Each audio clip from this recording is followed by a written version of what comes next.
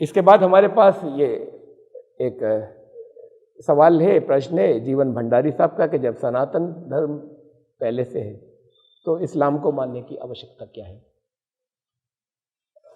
इसे मैं और सिंपल कर दूं सवाल को, तो किया नहीं गया था इन शब्दों में लेकिन मैंने दोहराया था। तो ये सवाल वैसे ही है कि अल्लाह और ईश्वर, अल्लाह मुसलमानों का और ईश्वर हिंदुओं का, तो इस्लाम मुसलमानों का और सनातन धर्म हिंदुओं का।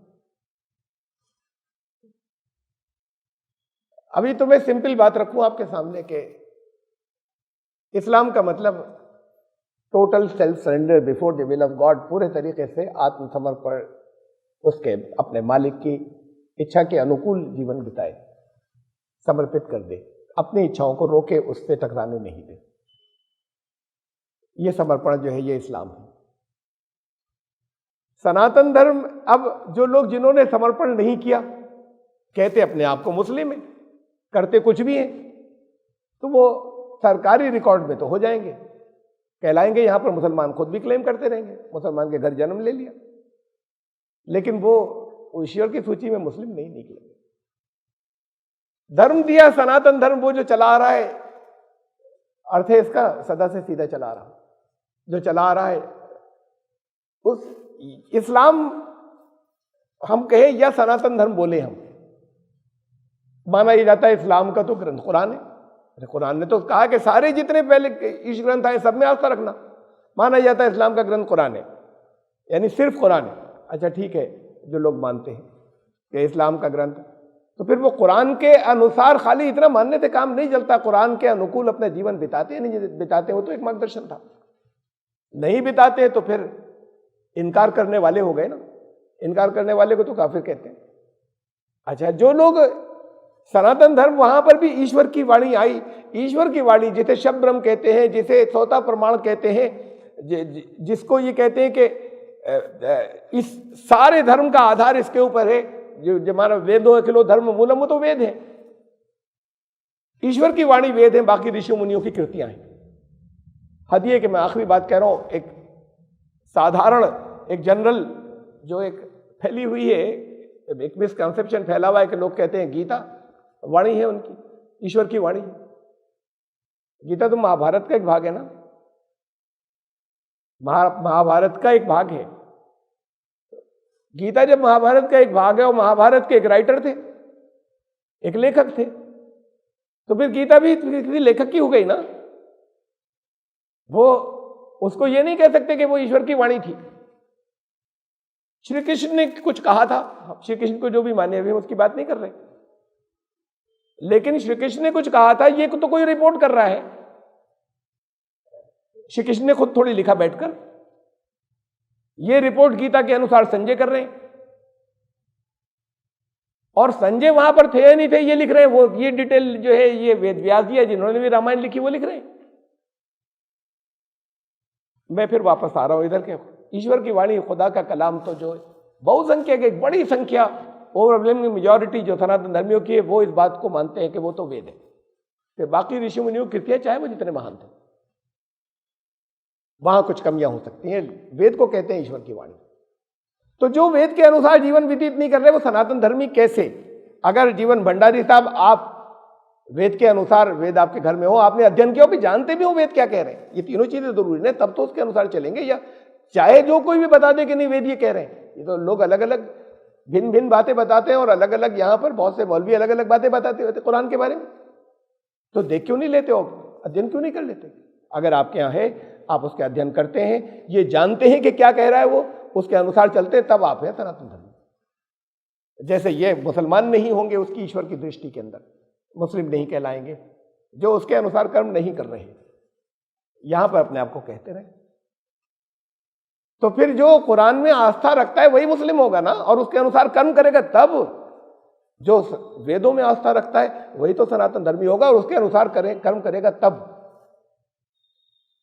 अगर ये परिभाषा हो तो मैं आपके बारे में ज्यादा नहीं जानता भंडारी साहब, लेकिन शायद मैं आपसे ज्यादा बढ़कर सनातन धर्मी कहलाने का अधिकारी हूं, इसलिए कि मैंने चारों वेद पढ़े, अक्षरशः पढ़े हैं, सबको पूरे को समझने का प्रयास किया है, और उसके अनुसार मैं, उसके बहुत बड़े हिस्से के अनुसार मैं जीवन व्यतीत करता हूं, तो सनातन धर्मी मैं हूं, आप हैं। अगर आपने ये सब नहीं करते या आपने नहीं किया हो तो आप जानते होंगे, या फिर बाकी और जितनी भीड़ नजर आ रही है उनके बारे में हम बात कर लें। उनके तो घरों में है नहीं, उन्होंने देखे नहीं, मेजॉरिटी ने जीवन में एक दफा भी दर्शन नहीं कि वो सनातन धर्मी है, तो फिर असल में धर्म के बारे में जानते ही नहीं। और मुसलमान भी धर्म इस्लाम के बारे में जानते नहीं। जब जानते होते तो फिर कुरान ये बताता है कि ये सनातन धर्म और कोई अलग अलग नहीं है। इस्लाम ये अलग अलग भाषाओं में नाम है, ये कुरान कहता है। कुरान पैगंबर मोहम्मद सल्लल्लाहु अलैहि वसल्लम, ये आम लोग ऐसे मानते हैं इसलिए कि मुसलमान ऐसे ही कहते हैं, अधिकांश मुसलमान, कि इस्लाम जो है उसके फाउंडर थे, उसके संस्थापक थे पैगंबर मोहम्मद सल्लल्लाहु अलैहि वसल्लम।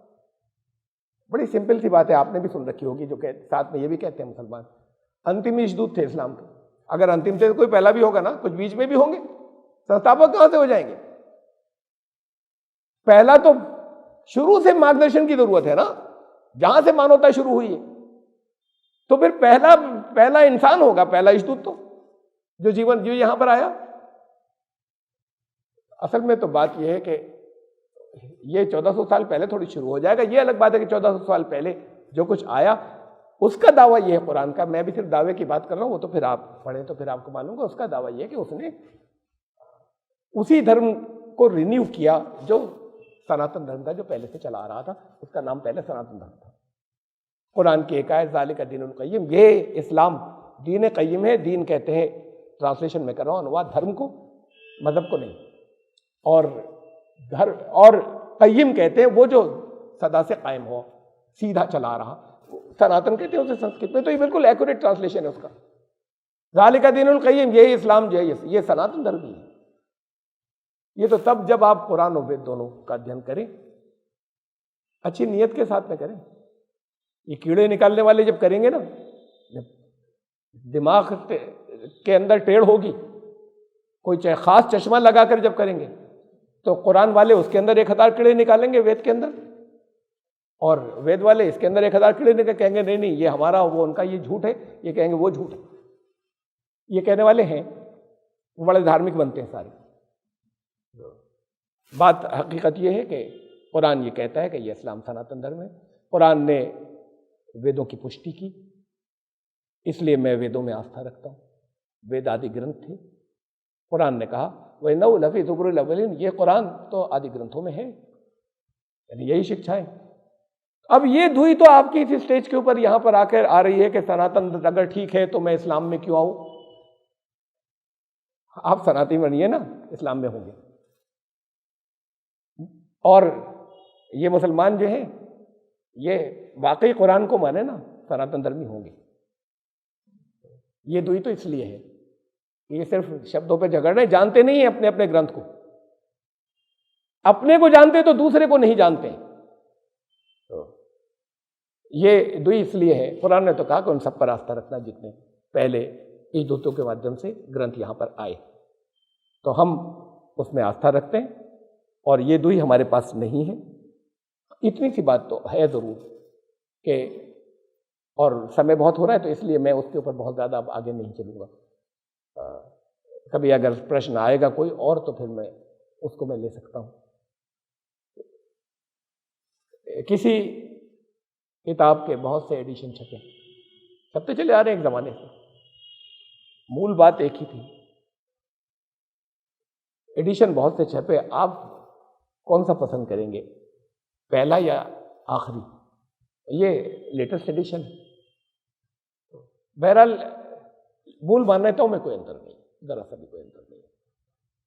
तो इसमें आप सनातन धर्मी, आप जब तक ये दो ही मानते हैं, मैं आपसे कहूंगा आप पक्के सनातन धर्मी बनिए।